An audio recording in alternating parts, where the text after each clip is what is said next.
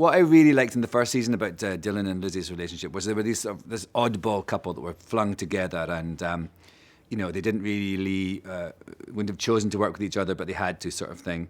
Kind of screwball comedy, opposites attract, but they were obviously, because he's gay, they're never going to actually get it on. So it's got lots of interesting sort of things.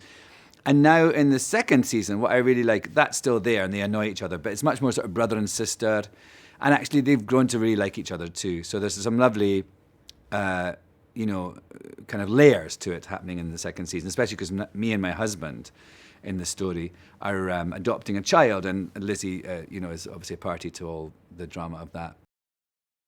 I really like the way that Dylan's marriage is handled in the show. I think it's really done in a sensitive and unsensational way. And for a queer person to say that about a queer storyline is very rare on television in general. Normally, if you play a gay character, there's some sort of drama or some sort of sickness or some negative thing about your sexuality. So I like the fact that not only is that part of our show not the most prominent part, it's also handled in a kind of, and here we are, very matter of fact.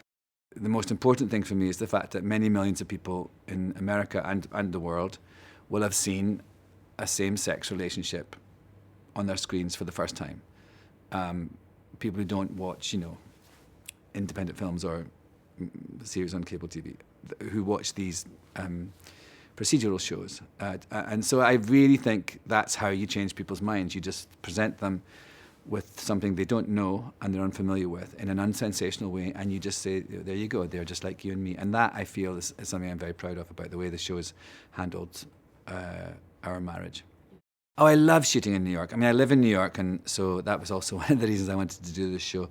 But it's just such fun. I mean, I've actually got to know so many bits of Brooklyn and Queens, because I'm one of those, I live in Manhattan, and I'm a bit sort of like, Brooklyn, what? And I've got to go to all these great places that because I did The Good Wife before this, and that was shot in New York, and the studios were in Brooklyn.